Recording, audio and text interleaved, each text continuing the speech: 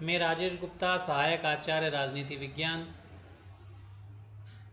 हम पूर्व के वीडियो में शीत युद्ध के अर्थ के बारे में चर्चा कर चुके हैं और इस जो मैं वीडियो पर आपके सामने प्रेजेंट कर रहा हूं उसमें हम शीत युद्ध की अवस्थाओं के बारे में चर्चा करेंगे, जो मुख्यतः द्वितीय विश्व युद्ध के बाद जो शीत युद्ध का दौर आया उसमें अमेरिका और सोवियत संघ दोनों ही महाशक्तियां वैश्विक प्रभुत्व को बनाए रखने के लिए उन्होंने कई साधनों का प्रयोग किया। उन्होंने अपनी विचारधारा को बढ़ाने के उद्देश्य से अधिक देशों को अपनी विचारधारा में शामिल करने का प्रयास किया। यही कारण है कि कई ऐसे दौर आए, कई ऐसी परिस्थितियां पैदा हुई जब ऐसा लगने लगा कि शीत युद्ध वास्तव में सशस्त्र युद्ध में परिणित हो सकता है, लेकिन वो परिणित नहीं हो पाया। तो वो कौन कौन से कारण थे जिनके कारण शीत युद्ध सशस्त्र युद्ध में परिवर्तित नहीं हो पाया, इन्हें भी हमें जानना जरूरी है। लेकिन इस दौर में या इस वीडियो में आगे बढ़ने से पहले हम शीत युद्ध के अर्थ के बारे में, जिसकी चर्चा हम पूर्व के वीडियो में कर चुके हैं, उस पर एक बार पुनः अपनी दृष्टि दौड़ा लेते हैं, एक बार पुनः उसको रिमाइंड कर लेते हैं। तो शीत युद्ध का अभिप्राय मुख्यतः दो महाशक्तियों सोवियत संघ और अमेरिका के मध्य संघर्ष से था। यह मुख्यतः दो महाशक्तियों की विचारधाराओं की लड़ाई भी थी। जहां अमेरिका पूंजीवादी विचारधारा को बढ़ावा दे रहा था, वहीं सोवियत संघ साम्यवादी विचारधारा को आगे बढ़ाने की कोशिश कर रहा था। तो यह मुख्यतः दो विचारधाराओं की लड़ाई भी थी। इस प्रकार जो शीत युद्ध था, ये इसके अंतर्गत दोनों ही महाशक्तियां वैश्विक स्तर पर प्रभुत्व बनाए रखने के उद्देश्य से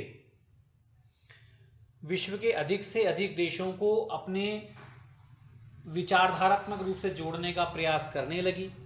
लेकिन शीत युद्ध वास्तव में सशस्त्र युद्ध नहीं था, यह प्रत्यक्ष न होकर अप्रत्यक्ष युद्ध था। क्योंकि कई बार युद्ध की परिस्थितियां तो पैदा हुई, लेकिन दोनों महाशक्तियों के मध्य कभी भी प्रत्यक्ष रूप से युद्ध नहीं हुआ, इसलिए इसे शीत युद्ध कहा जाता है। इसे कई विद्वानों ने कूटनीतिक युद्ध, कुछ विद्वानों ने मनोवैज्ञानिक युद्ध, स्नायु युद्ध, सशस्त्र शांति का युद्ध भी कहा है, क्योंकि इसके अंतर्गत दोनों ही महाशक्तियां कूटनीतिक रूप से, मनोवैज्ञानिक रूप से, विचारधारात्मक रूप से दोनों ही महाशक्तियां एक दूसरे को पराजित करने में लगी रहती थी। नेहरू जी ने इसके लिए बहुत अच्छे शब्द का प्रयोग किया है, निलंबित मृत्युदंड का वातावरण। तो इस प्रकार जो शीत युद्ध है, ये दोनों ही महाशक्तियों के मध्य वैचारिक संघर्ष का परिणाम थी। यद्यपि इसके जो बीज हैं, इसके प्रारंभिक लक्षण हमें जो 1917 के समय से ही, जब लेनिन ने सोवियत संघ में साम्यवाद की स्थापना की, तब से ही नजर आती हैं। तब उस दौर के बाद अमेरिका और सोवियत संघ दोनों ही अपनी विचारधाराओं को लेकर आगे बढ़ने लगे। इस बीच जर्मनी में हिटलर ने जब फांसीवाद की विचारधारा का जब आरंभ किया, तो ये जो अभी तक द्विकोणीय जो मसला था वो त्रिकोणीय हो गया और तीनों ही जो महाशक्तियां वैचारिक रूप से एक दूसरे की विचारधाराओं के ऊपर अपनी विचारधारा की विजय चाहने लगी। लेकिन संयोगवश उस समय अनेक कारणों के फलस्वरूप द्वितीय विश्व युद्ध का प्रारंभ हुआ और द्वितीय विश्व युद्ध में कुछ ऐसे कारण हुए जिसकी चर्चा हम पूर्व के वीडियो में कर चुके हैं कि अमेरिका और सोवियत संघ को जर्मनी, इटली और जापान के विरुद्ध एकजुट होना पड़ा।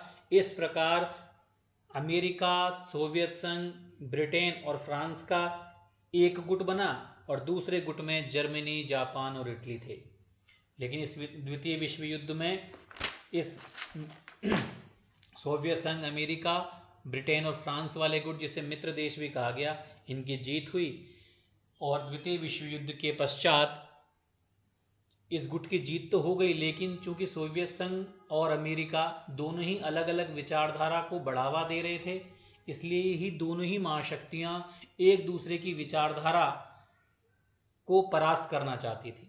इसलिए द्वितीय विश्व युद्ध तो समाप्त हो गया, लेकिन शीत युद्ध का एक तरीके से आरंभ हो गया।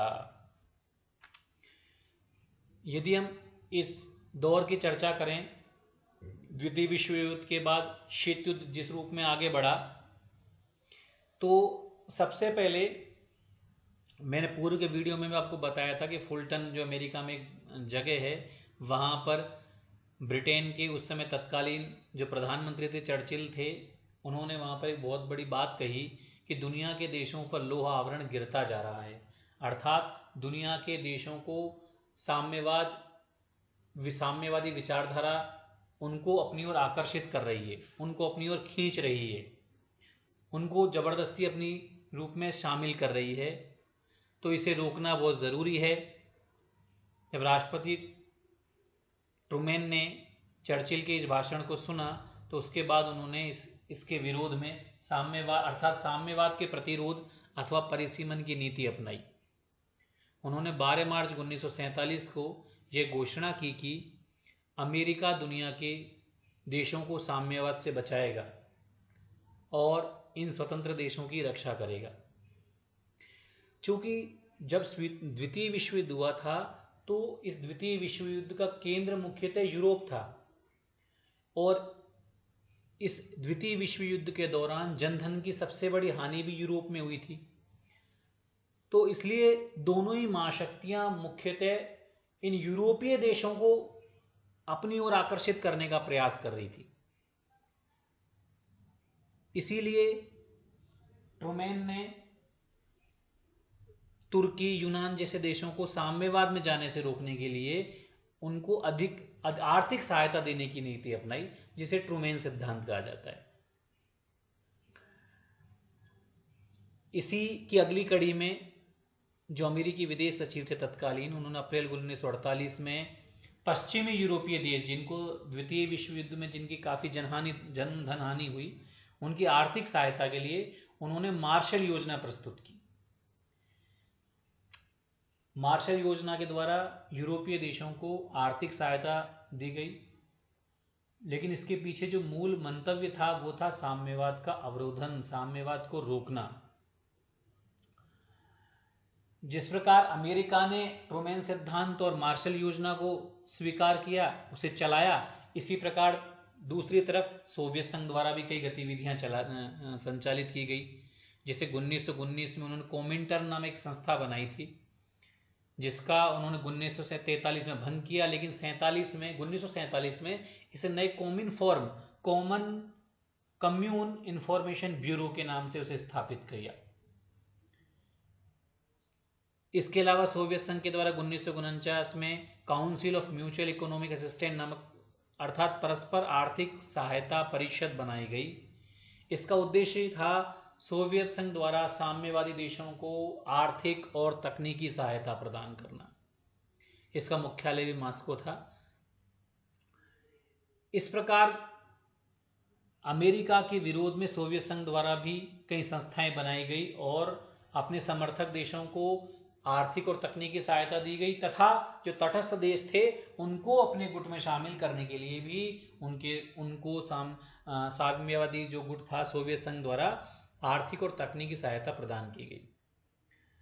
1950 में इसी प्रकार सोवियत संघ ने पूंजीवाद के प्रभाव को कम करने के लिए और साम्यवादी देशों को आर्थिक सहायता प्रदान करने के लिए मॉस्को प्लान का शुभारंभ किया। अब ये तो इनकी योजनाएं थी जिसके द्वारा इन्होंने अपने अपने गुट को और प्रभावी बनाने का प्रयास किया। इसके अलावा दोनों ही गुटों के द्वारा कई सैनिक गतिविधियां भी संचालित की गई, कई सैनिक संगठन भी बनाए गए। उदाहरण के लिए यदि हम अमेरिका की बात करें तो अमेरिका ने 4 अप्रैल 1949 को ब्रुसेल संधि हुई थी, उसके द्वारा नाटो की स्थापना की, नॉर्थ एंटार्क्टिक ट्रीटी ऑर्गेनाइजेशन। उस समय जब इसकी स्थापना हुई इसमें 12 देश थे, अब वर्तमान में 30 हो गए। इसका मुख्यालय ब्रुसेल्स में। इसके सदस्य देशों को हम शांति के लिए भागीदार देशों की संज्ञा भी दी जाती है। इस संगठन जो बनाया गया था इसका उद्देश्य था साम्यवाद के प्रभाव को कम करना। साम्यवाद की विचारधारा जिसका अगुआ सोवियत संघ था, उसकी विचारधारा को कम करने के लिए अमेरिका के द्वारा इस संगठन की स्थापना की गई। एक दूसरा संगठन है एंजस। इसमें सदस्य देश थे ऑस्ट्रेलिया, न्यूजीलैंड और अमेरिका। 1952 में इसकी स्थापना हुई। इसका उद्देश्य था एशियाई जो क्षेत्र है उसमें साम्यवाद के प्रसार को रोकना। इसे नाटो का एशियाई प्रशांत संस्करण, माफी चाहूंगा, इसका जो उद्देश्य था, जो प्रशांतीय जो एशियाई क्षेत्र है उसमें साम्यवाद के प्रादुर्भाव को रोकना, साम्यवाद को आने से रोकना। नेक्स्ट है सीटो। इसकी स्थापना हुई 8 सितंबर 1954 को बैंकॉक में। इसे नाटो का एशियाई संस्करण भी कहते हैं क्योंकि इसका मूल उद्देश्य था मुख्यतः एशियाई देशों में साम्यवाद को आने से रोकना। इसमें मूलतः 8 देश थे: अमेरिका, ब्रिटेन, फ्रांस, ऑस्ट्रेलिया और न्यूजीलैंड, पाकिस्तान, फिलीपींस और थाईलैंड।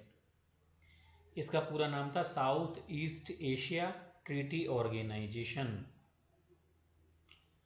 इसी प्रकार एक नया संगठन 1955 में बनाया गया, उसका नाम था सेंटो। ये मुख्यतः पश्चिमी एशियाई देशों में साम्यवाद के प्रसार को रोकने के लिए बनाया गया। इसकी जो स्थापना बगदाद संधि के द्वारा हुई थी। 1958 में जब इसमें से इराक निकल गया तब इसका नाम सेंटो पड़ा। उसका प्रारंभिक नाम बगदाद पैक्ट ही था, लेकिन जब इराक के निकलने के पश्चात इसका नाम सेंटो रख दिया गया। इसमें मूलतः 5 देश थे: ईरान, इराक, तुर्की, पाकिस्तान और ब्रिटेन। इसमें यद्यपि अमेरिका शामिल नहीं था, लेकिन अमेरिका ने इस संगठन के साथ वादा किया था कि यदि आपके ऊपर कोई आंच आती है तो मैं आपकी सहायता करूंगा। इस प्रकार इन सभी संगठनों का मूल उद्देश्य साम्यवाद के प्रसार को रोकना था, जिनकी स्थापना अमेरिका के द्वारा की गई। इसमें स्वयं अमेरिका शामिल था, अन्यथा उसने एक जो संगठन बनाए उसमें अप्रत्यक्ष रूप से उसमें सहयोग का वादा किया। अमेरिका के द्वारा इन संगठनों के प्रत्युत्तर में सोवियत संघ के द्वारा भी इसी प्रकार सैन्य गतिविधियां संचालित की गई, उनके द्वारा भी सैन्य संगठन बनाए गए। यदि हम बात करें उनके सैन्य संगठन की, तो नाटो के प्रत्युत्तर में सोवियत संघ के द्वारा 14 मई 1955 को वार्सा पैक्ट नाम से सैनिक संगठन की स्थापना की गई। इसमें 8 देश थे, जिसमें सोवियत संघ तो स्वयं था ही, इसके अलावा पूर्वी Germany, Poland, Hungary, Bulgaria, Romania, Albania और चेकोस्लोवाकिया। ये 8 देश इसमें शामिल थे। इस प्रकार जहां अमेरिका के द्वारा कुछ सैनिक संगठन बनाए गए, इसके प्रत्युत्तर में सोवियत संघ के द्वारा भी कुछ सैनिक संगठन बनाकर उनका जवाब दिया गया। इस प्रकार एक डर का माहौल वैश्विक राजनीति में पैदा हुआ, जहां दोनों ही महाशक्ति सैन्य संगठन बनाकर एक दूसरे की विचारधारा को, एक दूसरे के सैन्य शक्ति को नियंत्रित करने की कोशिश करने लगी। इसी दौर में एक महत्वपूर्ण गतिविधि है जिसे बर्लिन की नाकाबंदी हम कहते हैं, इसे भी जान लेते हैं। जब द्वितीय विश्व समाप्त हो गया तो इसमें जर्मनी को बहुत जनधन हानि हुई, जर्मनी परास्त हुआ इस युद्ध में। लेकिन द्वितीय विश्व युद्ध के बाद जर्मनी से कब्जा हम कैसे हटाएं, इसको लेकर फरवरी 1945 में याल्टा सम्मेलन हुआ, जुलाई 1945 में पोट्सडम सम्मेलन हुए। विचार किया गया कि जर्मनी से कब्जा हटाना है, किस प्रकार उसमें लोकतांत्रिक सरकार की स्थापना की जाए। लेकिन वास्तव में सोवियत संघ जर्मनी से अपना कब्जा नहीं हटाना चाहता था। जब कई दौरों की बातचीत शुरू हुई और उसके बाद भी कोई निर्णय नहीं हो पाया, तो जो पश्चिम जर्मनी का क्षेत्र है, जिन पर ब्रिटेन, फ्रांस और अमेरिका ने नियंत्रण स्थापित कर रखा था, वहां एक नई मुद्रा लागू करने का फैसला लिया।